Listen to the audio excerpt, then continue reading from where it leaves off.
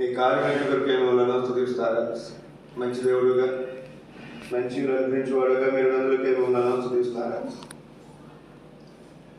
మా తండ్రి, మా ప్రభు, మా దేవ, మీకే వందనములు స్తోత్రములు చెల్లించవచ్చు. మీకే వందనములు స్తోత్రములు చెల్లించవచ్చు. నా పొలం స్థాపితున్న మీ కలవరి రక్త పక్షులు తెచ్చుకొచ్చిన ఆత్మ ప్రాణం దేవ మీరు కడిగి శుద్ధపరచు. ఆ బలహీనతలు బట్టి మరి పరిచయం గుర్తుపడుతున్న మీరు క్షమించు, సత్యం చక్కపరచు, పరిశుద్ధపరచు. అతని మా ప్రభావ ఈ ప్రత్యేకమైన పరిచయం నిత్య స్థానిక గ్రామానికి బిడ్డలందరినీ కూడా సంపూర్ణ నిశ్చితులటువంటి వారిని సంపూర్చు. మీరు ఏలమే సమకూర్చే దేవుడు, మీకు ఒక మెండుగా తెచ్చు. మీ ఆశీర్వాదాలు కోరుకోవచ్చు, మీ సహాయం కోరుకోవచ్చు. మీకే వందనములు స్తోత్రములు చెల్లించుకోవచ్చు. సమస్త మహిమ ఘనత ప్రభావమే కాదు యేసు పరిశుద్ధ నామం స్తుతించి ప్రార్థించి అడిగి వేడుకుంటున్నాము తండ్రి, ఆమేన్.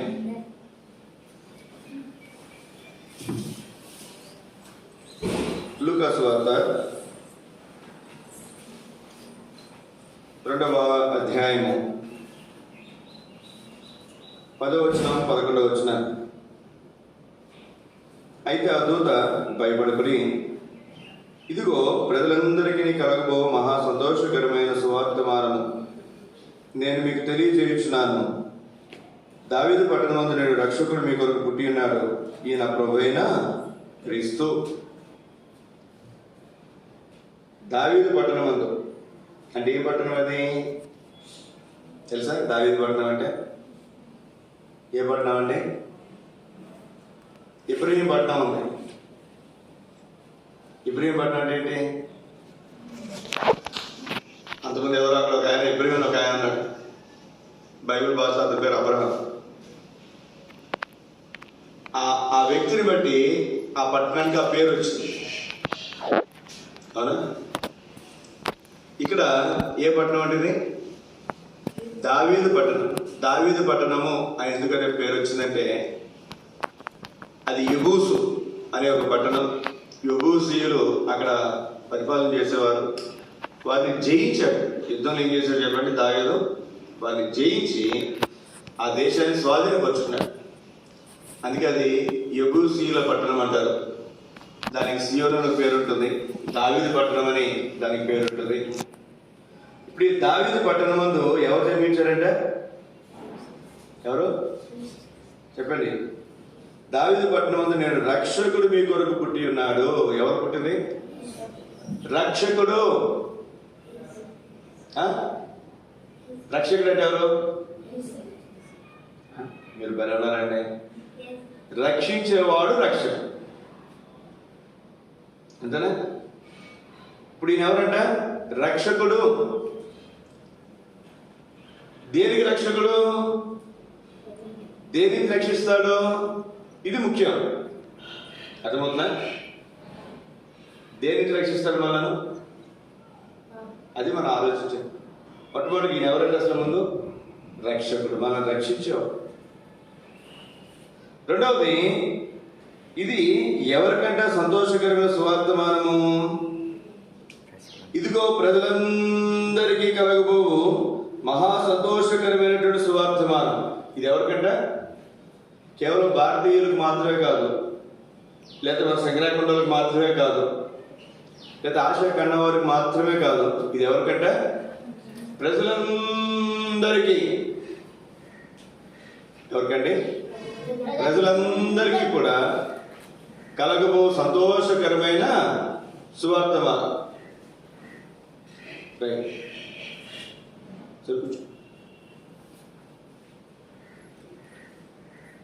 ప్రజలందరికీ కలగబో సంతోషకరమైనటువంటి సువార్తమానం. ప్రజలందరికీ అని ఎందుకు పరిశుద్ధాత్మ దేవుడు రాయించి పెట్టాడు?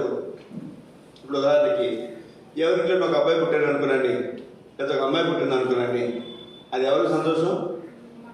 మనకి, వాళ్ళ అమ్మకి వాళ్ళ నాన్నకి సంతోషం. ఇంకా చెప్పాలంటే వాళ్ళ తాతకి వాళ్ళ మామకి, లేదా వాళ్ళ అన్నకి వాళ్ళ అక్కకి, వాళ్ళ ఇంట్లో ఉన్నటువంటి వారికి, ఇరుగురు వారికి, అంతేనా? వాళ్ళకి తెలిసిన బంధువులకి సంతోషం. అందరికీ సంతోషమా? ఎవరికి అబ్బాయి పుట్టాడు రా, మనందరికీ సంతోషమా? కాదు. కానీ యేసుక్రీస్తు వారి యొక్క పుట్టుక ఎవరికి సంతోషం అంట? ప్రజలందరికీ సంతోషం. ఎవరికి సంతోషం అండి? ప్రజలందరికీ కూడా. మీకు కొన్ని సంగతులు మీకు జ్ఞాపకం చేస్తానే. యేసుక్రీస్తు వారి లోకంలో జన్మించారు. ఆయన పుట్టుక ప్రజలందరికీ కూడా సంతోషకరమైనటువంటి సంగతి. ఆయన పుట్టుక, ఆయన రక్షకుడుగా పుట్టాడు. ఏంటండి? ఎవరు? రక్షకుడు. రక్షకుడుగా పుట్టాడు, రక్షకుడుగా వచ్చాడు. యేసు అనే శబ్దములకు రక్షకుడు అని అర్థం. యేసు అనే శబ్దానికి ఏంటి అర్థం? రక్షకుడు. క్రీస్తు అనే శబ్దం మరి మాటకు అర్థం ఏంటి తెలుసా మీకు? పంపబడినవాడు, ప్రత్యేకింపబడినవాడు, లేక అభిషేకింపబడినవాడు. ఏ మాటకి? క్రీస్తు అంటే అభిషేకించి పంపబడిన రక్షకుడు. అది యేసుక్రీస్తు అంటే. అర్థమవుతుందా? మీ పేర్లు తెలుసా మీకు? మీ పేర్లు తెలుసా? రా, నీ పేరు తెలుసా నీకు? ఏం పేరు రా? దాని అర్థం ఏంటి తెలుసా? తెలుసా తెలీదా? బైబిల్ ఉన్నటువంటి ప్రతి పేరుకు అర్థం ఉంది. ఏముందండి? అర్థం ఉంది. దానియేలు ఎవరంటే బహుప్రియుడు, బహు ఇష్టమైనటువంటి వ్యక్తి. ఇప్పుడు ఇక్కడ యేసుక్రీస్తు అంటే ఏంటి అంటే రక్షించటానికి పంపబడినటువంటి రక్షకుడు అని అర్థం. అర్థమవుతుందా? ఇప్పుడు యేసుక్రీస్తు వారి గురించి కనుక మనం ఆలోచన చేస్తే, ఇప్పుడు మనం ఉన్నారా? మనం ఉన్నాం. మనం ఈ లోకంలో పుట్టలేదా? కరెక్ట్ పుట్టావా? మరి మీరు పుట్టారు ఈ లోకంలో? పుట్టారా? మీరు పుడతారని ఎవరు చెప్పారు? ఎవరు చెప్పారా? ఎవరు చెప్పారా? అంతేకాదు ఎప్పుడు పుడతారు అని ఎవరు చెప్పారా? సరే, మనం ఎవరికి పుడతామో కూడా మనకు తెలుసా? ఏంటి?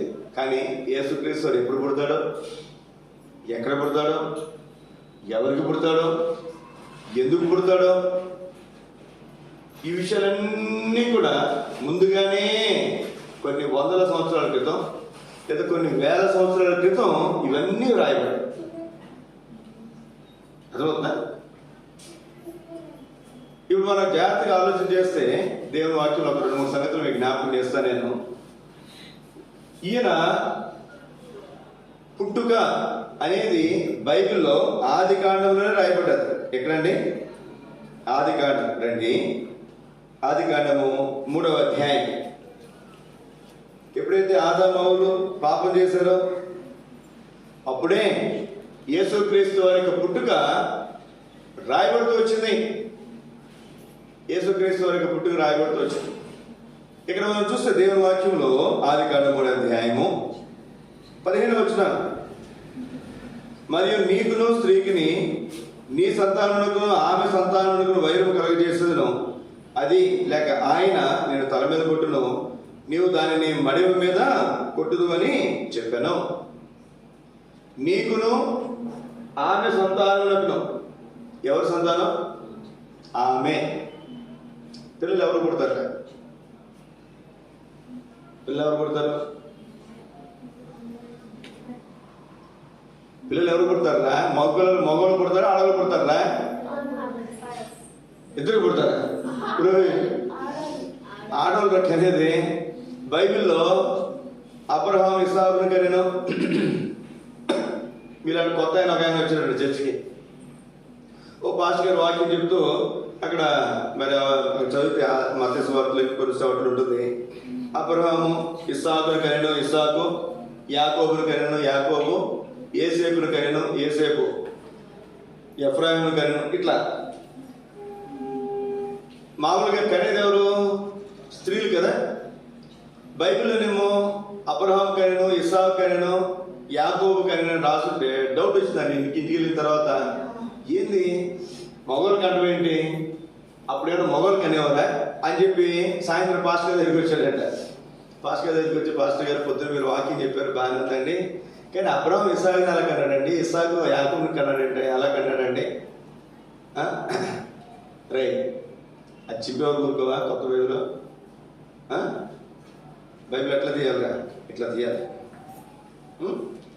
నీ పిల్లకి పెట్టి లాగినట్టు దీన్ని పట్టుకుని ఇట్లా లాగావు, అవునా? బైబిల్ చిరిగిందనుకో పోల్చేస్తా తోలు. అప్పుడే చూడు ఎంత నిలిపేస్తా బైబిల్ని. ఇది 4 రోజులు బట్టి వాడుతున్నా, ఎక్కడ ఒక కొంచెం కూడా నలగల. నీ చేతిలో ఇవ్వాలని వచ్చింది, డాడీకి చెప్తాను.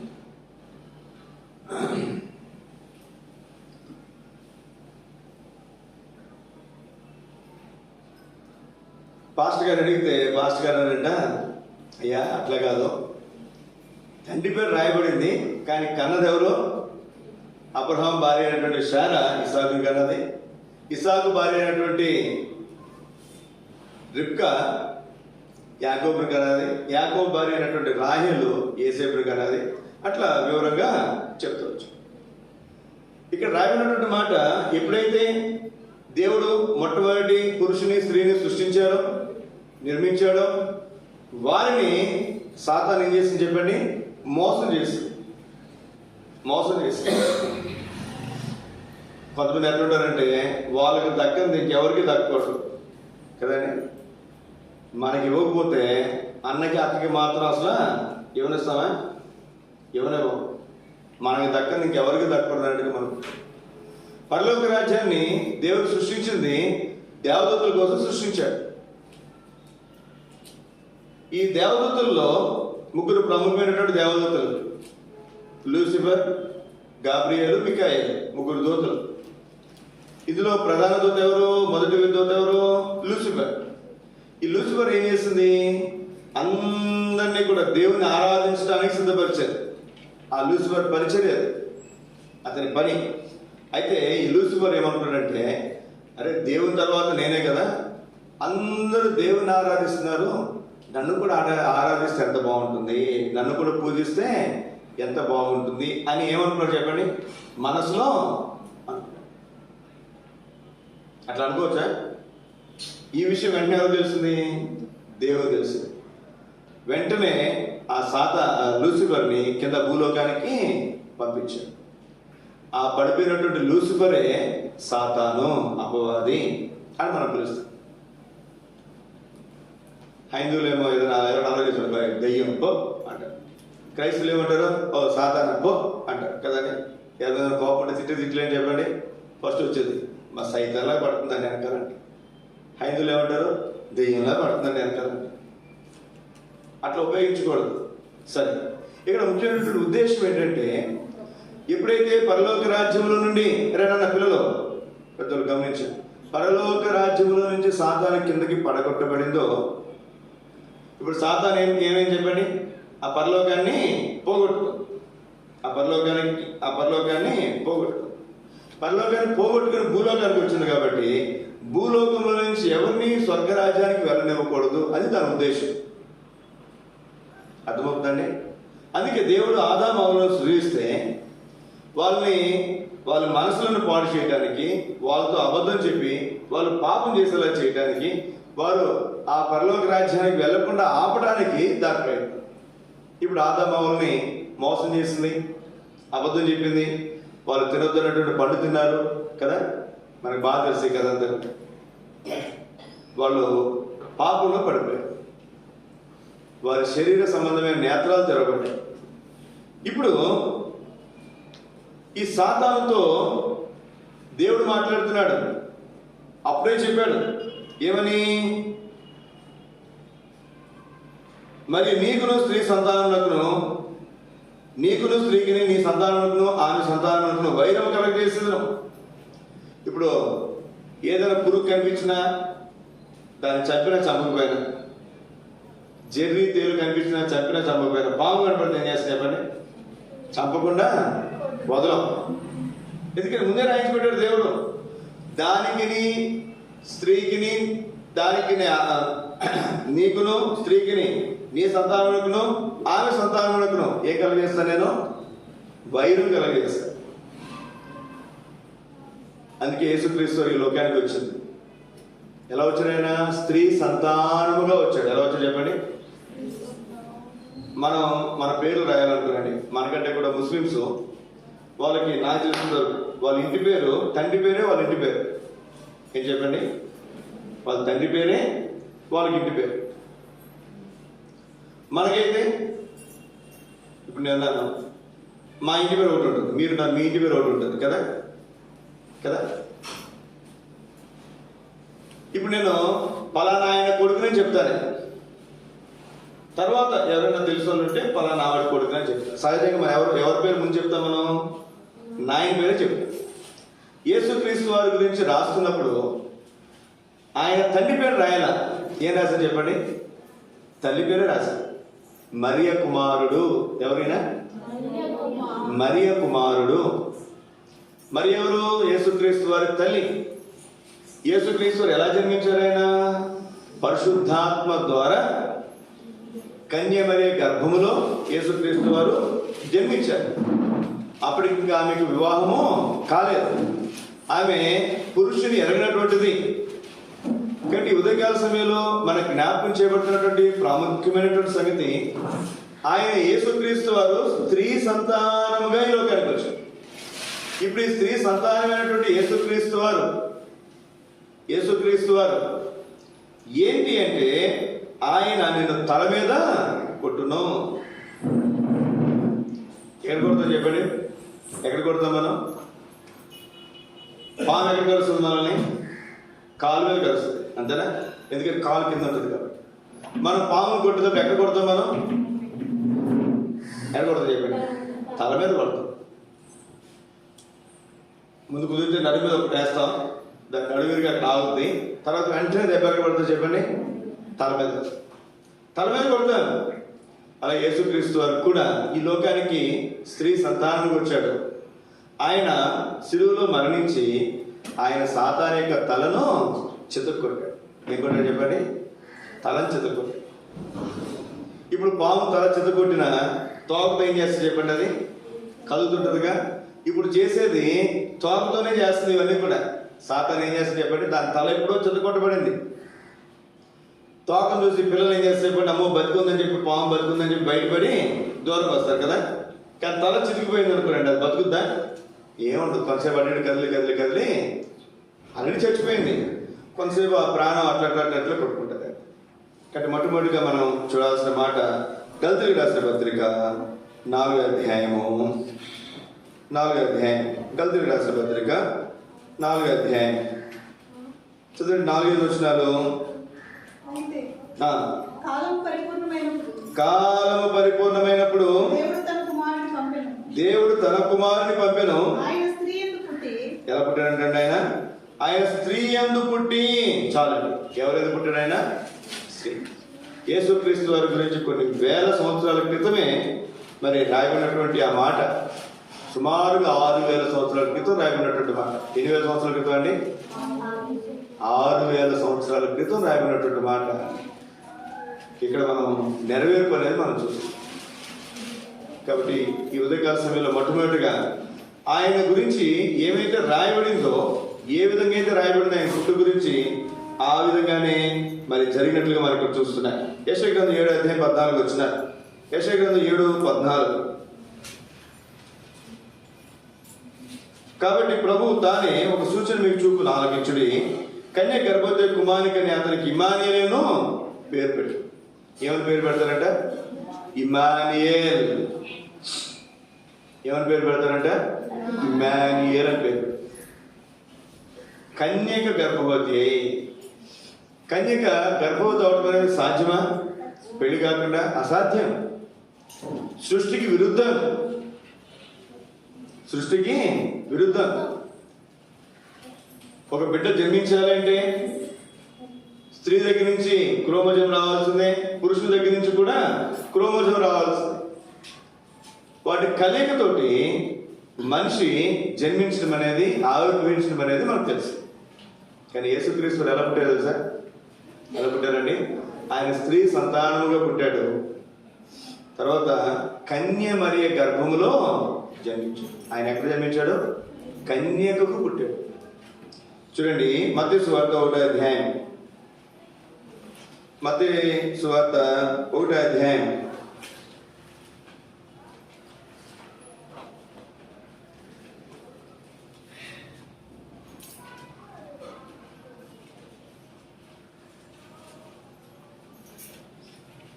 మన్నించండి, లూకా సువార్త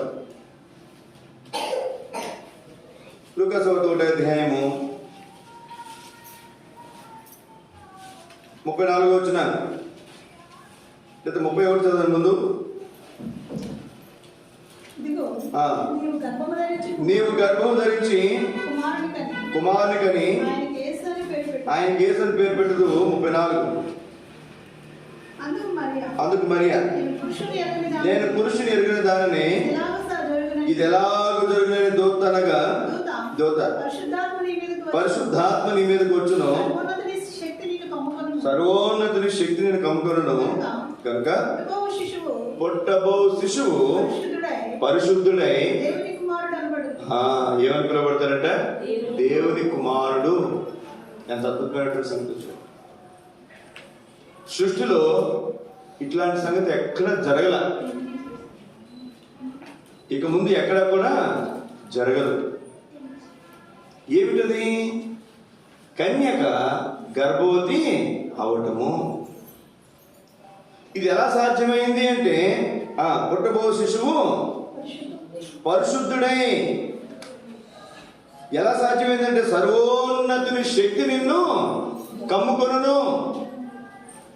సర్వోన్నతుని శక్తి ఆ మరియమ్మను కమ్ముకొనగా ఆమె గర్భంలో యేసుక్రీస్తు వారు జన్మించారు. మాట్లాడిన ఎవరో మాట్లాడుతున్నారు.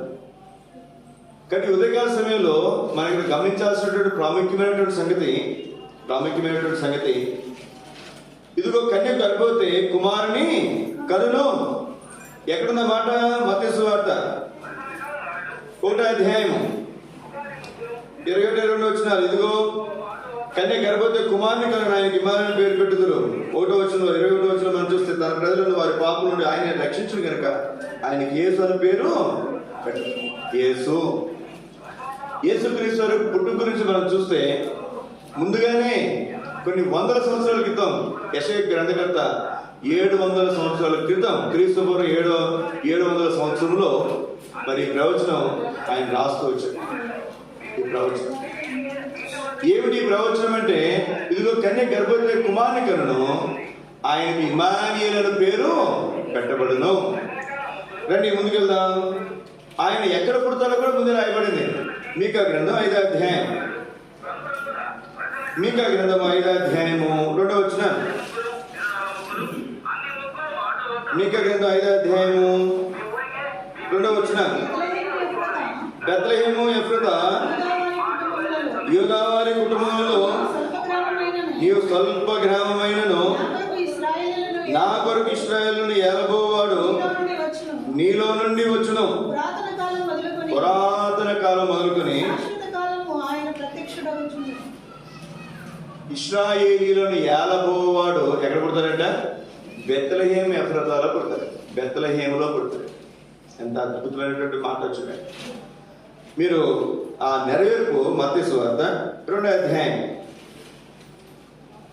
చదవండి. మత్తయి సువార్త 2వ అధ్యాయము 1వ వచనం.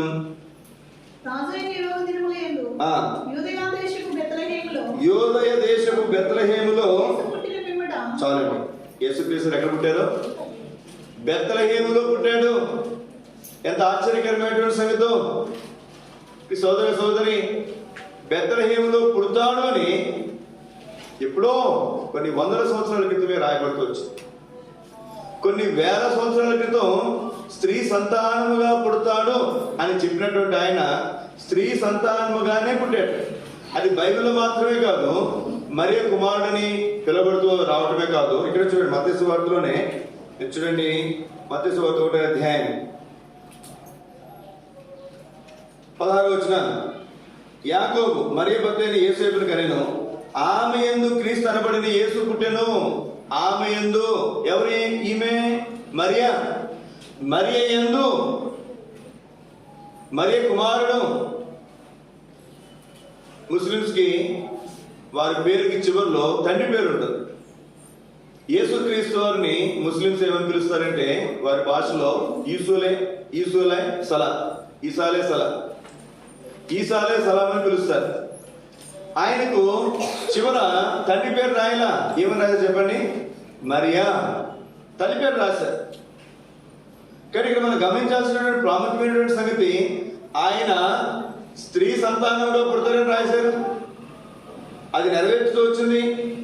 ఆయనకి ఇమ్మానుయేల్ అని పేరు పెడతారని రాయబడింది, యేసు అని పేరు పెడతారని రాయబడింది, ఆయనకి యేసు అని పేరు పెట్టబడింది. ఆయన బెత్లెహేం ఎఫ్రాతాలో పుడతారని ముందుగానే ప్రవచించారు.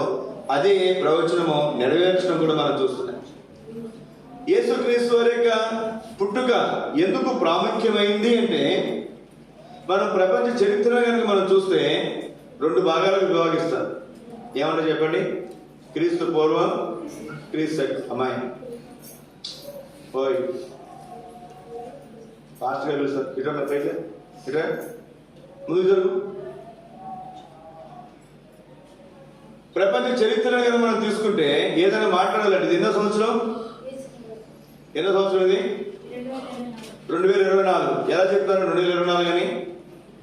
2024 సంవత్సరం ఎలా చెప్తారు చెప్పండి? క్యాలెండర్ చూసి చెప్తారా? వాచ్ చూసి చెప్తున్నారా? 2024 సంవత్సరం క్రీస్తు పుట్టుకను ఆధారం చేసుకుని చెప్తున్నారు. ఇప్పటికీ యేసుక్రీస్తు వారి పుట్టి ఎన్ని సంవత్సరాలు అయింది తెలుసా మీకు? 2024 సంవత్సరాలు అయింది. యేసుక్రీస్తు వారికి ముందున్నదంతా కూడా క్రీస్తు పూర్వం. యేసుక్రీస్తు వారు పుట్టిన తర్వాత అంతా కూడా క్రీస్తు శకం. చాలా జాగ్రత్తగా గమనించాలి. ఎంతో మంది దేవుళ్ళు దేవతలు అనేవారు ఎంతో మంది ఉన్నారు ఈ లోకంలో కదండి. ఎంతో మంది గొప్ప గొప్ప వ్యక్తులు కూడా ఉన్నారు. వారి పేర్లకు ముందు వారి పేర్లకు తర్వాత విభాగించలేదు చరిత్రలు. ఎలా విభాగించారు? క్రీస్తు పూర్వము, క్రీస్తు శకము. అంత మాత్రమే కాదు, యేసుక్రీస్తు వారికి పుట్టుక, ఆయన జీవించిన విధానం, ఆయన చెప్పిన మాటలు ఎంత ప్రాముఖ్యమైనవి అంటే 5 రూపాయల నోటు దగ్గర నుంచి 500 రూపాయల నోటు వరకు మనం చూస్తే ఎవరి ముఖం కనపడుతుంది? నా ముఖమేగా. ఎవరి ముఖం ఉంటుందా? మీరు ఎప్పుడు చూడలేదా? ఎవరు చూసారమ్మా? 5 రూపాయల నోట్ మీద ఎవరి ఫోటో ఉంటుంది? చూసారా మీరు? గాంధీ గారు చూసారా? ఎవరు ఎక్కడ చూసారా? మేమే పుట్టలేదా? మీరు పుట్టారు అప్పటికి? గాంధీ తాత ఫోటో ఉంటుంది. గాంధీ గారు ఏమని చెప్పారు? అహింస సిద్ధాంతం అని చెప్పండి. కుడి చెంప మీద కొడితే ఎడం చెంప చూపించారు కదా. మీరు చూడండి బైబిల్లో మత్తయి సువార్త 5వ అధ్యాయం 39వ వచనం. అరే యేసుక్రీస్తు వారు ముందు పుట్టారా గాంధీ తాత ముందు పుట్టారా? సరే క్లారిటీ ఉందిగా. రండి మత్తయి సువార్త 5వ అధ్యాయం 39వ వచనం. నేను మీతో చెప్పినది ఏమనగా, దుష్టుని ఎదిరింపక నేను కుడి చెంప మీద కొట్టువాని వైపునకు ఎడవ చెంప కూడా త్రిప్పుము. నేను ఎవరైనా కుడి చెంప మీద కొడితే ఏం చేయాలంటే వాళ్ళకి అయ్యా ఇప్పుడు కొట్టని చెప్పి ఎడవ చెంప చూపించారు. మనం చూపిస్తామా?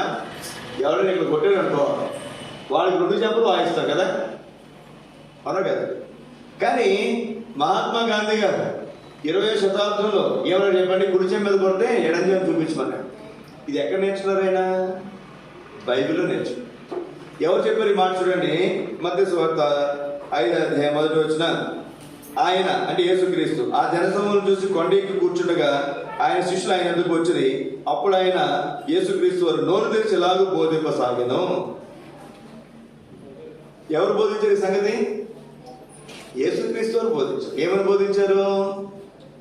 నేను కుడి చెంప మీద కొట్టిన వారికి నీ ఎడమ చెంప కూడా. అది ఎవరు పాటించారు? మహాత్మా గాంధీ గారు పాటించారు.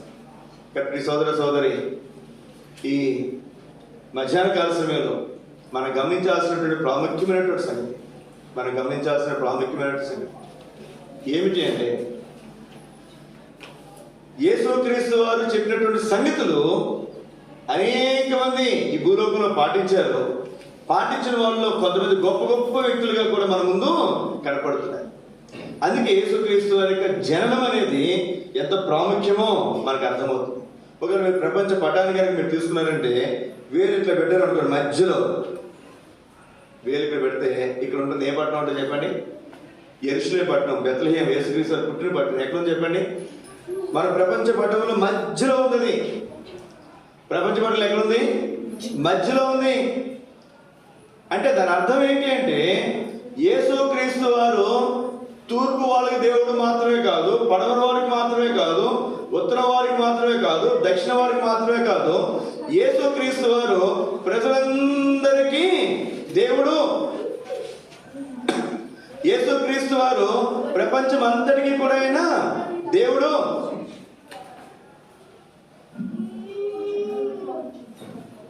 కాబట్టి మాట గమనించండి మీరు.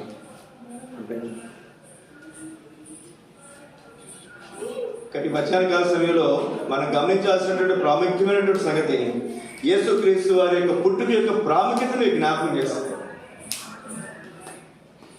యేసుక్రీస్తు వారి యొక్క పుట్టుకను మీకు జ్ఞాపకం చేస్తుంది. ఎంత అద్భుతమైనటువంటి సంగతి వచ్చాడు.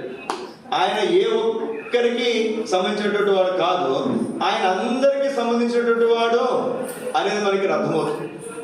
అంత మాత్రమే కాదు, దేవుని వాక్యంలో కనుక మనం చూస్తే, దేవుని వాక్యంలో రండి, దేవుని వాక్యం హెబ్రీయులకు రాసిన పత్రిక 2వ అధ్యాయం, హెబ్రీయులకు రాసిన పత్రిక 2వ అధ్యాయము 14-15 వచ్చిన హెబ్రీయులకు రాసిన పత్రిక 2వ అధ్యాయము 14-15. కాబట్టి ఆ పిల్లలు రక్త మాంసములు గలవారైనందున, చాలండి 15 వచ్చిన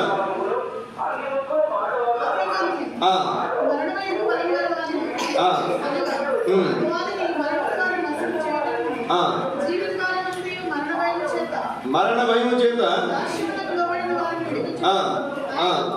ఆయన కూడా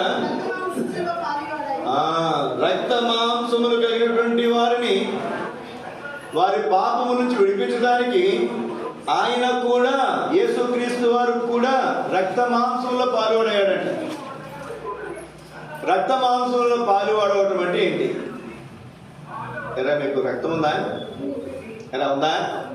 చూసారు ఎప్పుడైనా? రే బైబిల్ ఇది ఉంటుంది, ఇంటికి చూస్తుంది కదా. మీకు మాంసం ఉందా? ఎక్కడ ఉందా మాంసం? చెప్పండి, మాంసం ఉందా? రక్త మాంసములు, యేసుక్రీస్తు వారు రక్త మాంసములు ధరించాల్సిన అవసరం ఏంటి? యేసుక్రీస్తు ఎవరు పుట్టారు అనుకోరండి, ఆ పుట్టిన చంటి బిడ్డకు ఏముంటుంది చెప్పండి? రక్తం ఉంటుంది, మాంసం ఉంటుంది కదా. రక్తం ఉంటుంది, మాంసం ఉంటుంది. ఎముకలు ఉండవు. చిన్నప్పుడు పుట్టినప్పుడు ఎవరికైనా ఎముకలు ఉంటాయా? ఉండవు. తల కూడా మీరు చూడండి మెత్తగా ఉంటుంది. అందుకే ముట్టుకోనివ్వరు, పిల్లల్ని ముట్టుకోనివ్వరు. ఎందుకని? మీరు గట్టిగా నొక్కేస్తారనో, పెద్దగా మరి బిడ్డ ఇబ్బంది పడతారని చెప్పి మరి చిన్నపిల్లల్ని మీరు ఎత్తుకోకూడదు. పిల్లలు కూడా వాళ్ళు మాంసం ముద్దగా ఉంటారు, వాళ్ళలో మాంసం ఉంటుంది, రక్తం ఉంటుంది. యేసుక్రీస్తు వారు కూడా రక్త మాంసములలో పాలువాడారు. రక్త మాంసములలో పాలువాడాడు. ఎందుకు రక్త మాంసంలో పాలువాడయ్యాడు అంటే, మీరు జాగ్రత్తగా ఆలోచించేయండి. సూర్యుడు భూమి మీదకి వచ్చాడు అనుకున్నాండి, బాగుంటుంది కదమ్మా, ఎండ బాగుంటుంది కదా, అంతేనా? ఇంకేముంటుందా చెప్పండి? సూర్యుడు భూమి మీదకి వస్తే ఏమవుతుందమ్మా? వెరీ గుడ్ బాయ్, మాడి మసైపోతాం మనం. ఎందుకని? అంత ప్రకాశవంతమైనటువంటి ప్రకాశం, శక్తి ఎవరికి ఉంటుంది? సూర్యుడికి. మరి బైబిల్ రాయబడింది, ఆయన కుడి చేత 7 నక్షత్రాలు పట్టుకున్నాడంట. దేవుని కుడి చేతులు ఎన్ని ఉన్నాయంట? 7 నక్షత్రాలు. అయినా ఆయన చేయి కాలట్లా. అంటే సూర్యుని కంటే ఎంత శక్తి గల దేవుడో చూడండి. సూర్యుని కంటే ఎంత శక్తి కలిగినటువంటి దేవుడో చూడండి. సూర్యుడు భూమి మీదకి వస్తేనే భూమి అంతా కూడా మాడి మసైపోతే, అట్లాంటి దేవుడు భూమి మీదకి వస్తే మనం అందరూ ఉంటాం అసలు. అందుకే దేవుడు తన మహిమను అక్కడ విడిచిపెట్టి మనిషికి ఈ లోకానికి వచ్చాడు.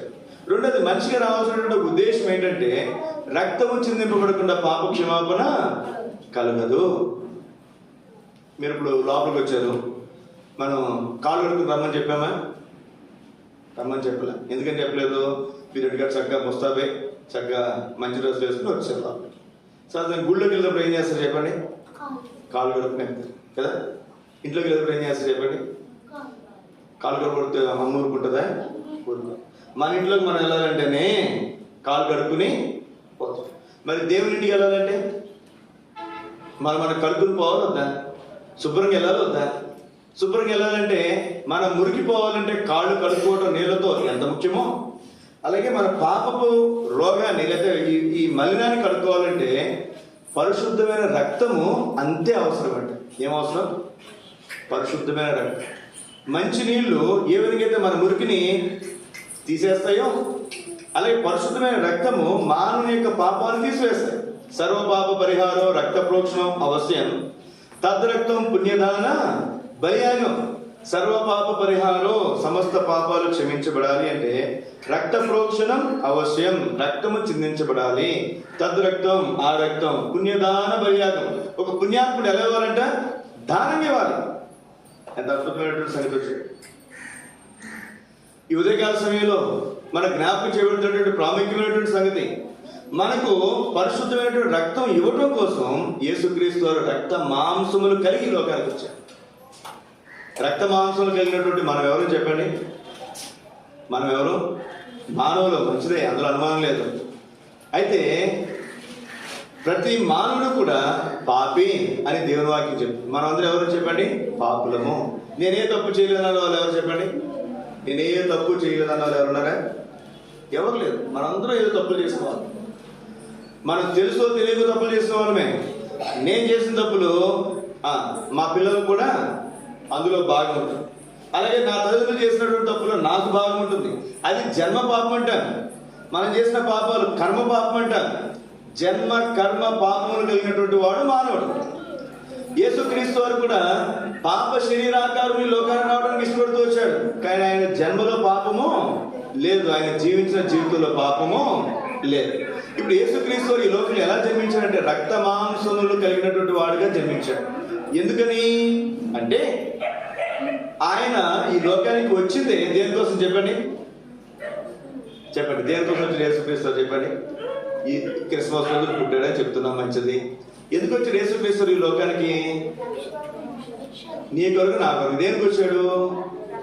రక్షణ ఇవ్వడానికి వచ్చాడు. రక్షణ ఇవ్వాలంటే ఏం చేయాలి? తన ప్రజలను వారి పాపముల నుండి ఆయనే రక్షించడు. పాపాల నుంచి రక్షించాలి. పాపాల నుంచి రక్షించాలి అంటే మన పాప రోగం పోవాలంటే పరిశుద్ధమైన రక్తం అందుబాటులో ఉండాలి. పక్షుల రక్తం సరిపోదు, జంతువుల రక్తం సరిపోదు. సరిపోద్దా? నాకు రక్తం తగ్గిందిరా, కోడి రక్తం ఎక్కింది సరిపోద్దా? నాకు పొట్టేల రక్తం ఎక్కింది సరిపోద్దా? చాలు. మనిషి రక్తం కూడా నా గ్రూప్ రక్తమే నాకు ఎక్కించాలి. అవునా కదా?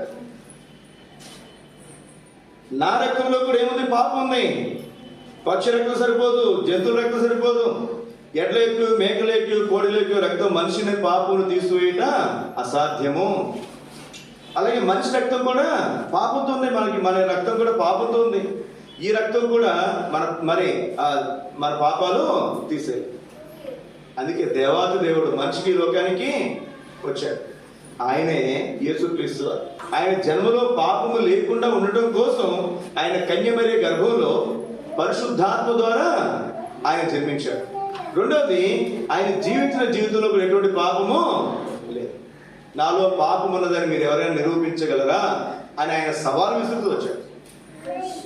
శ్రీ సోదర సోదరి, యేసుక్రీస్తు వారు రక్తమాంసంలో పాలువాడవటం ద్వారా మనకేమనుగ్రహించబడింది చెప్పండి? మనకేమనుగ్రహించబడింది? పాప క్షమాపణ అనుగ్రహించబడింది. ఒక మాట మనం చదువుకుని ముందుకెళ్దాం చివరి తరపులోనికి.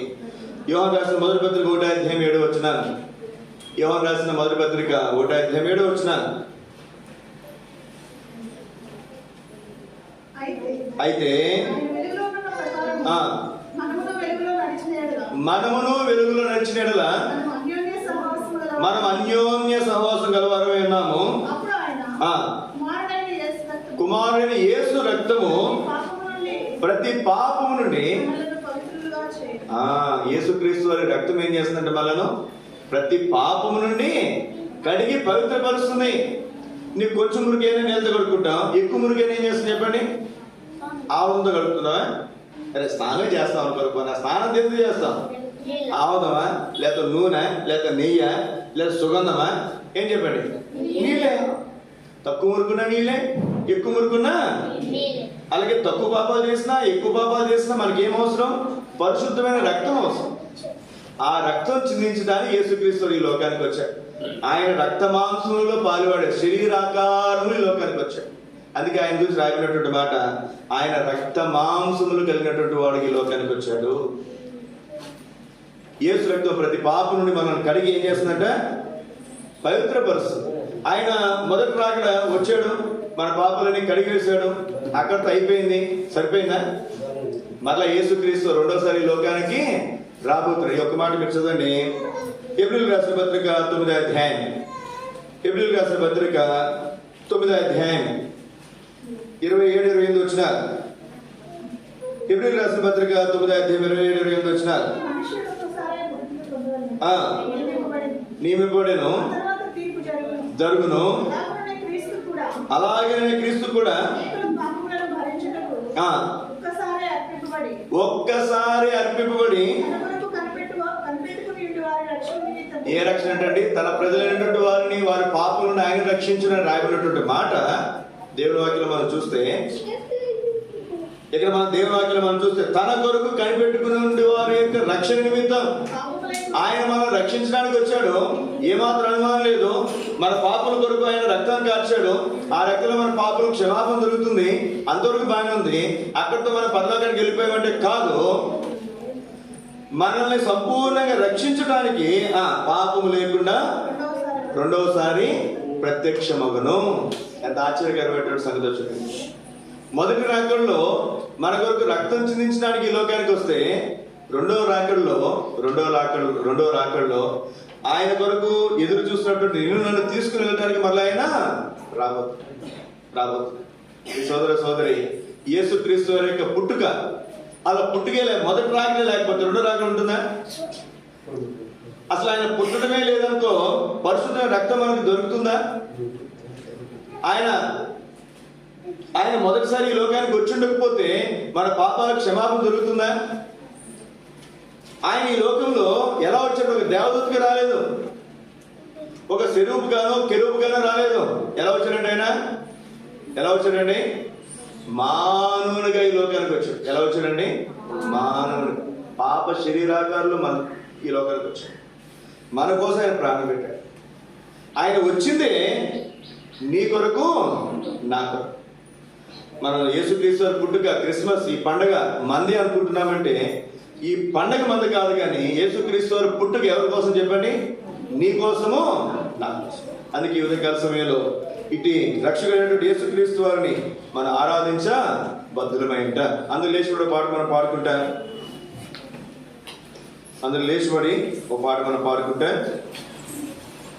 ఆ సమయంలో మరి సండే స్కూల్ పిల్లలు సండే స్కూల్కి వెళ్తారు. పక్క కిందకి వెళ్ళి పిల్లలు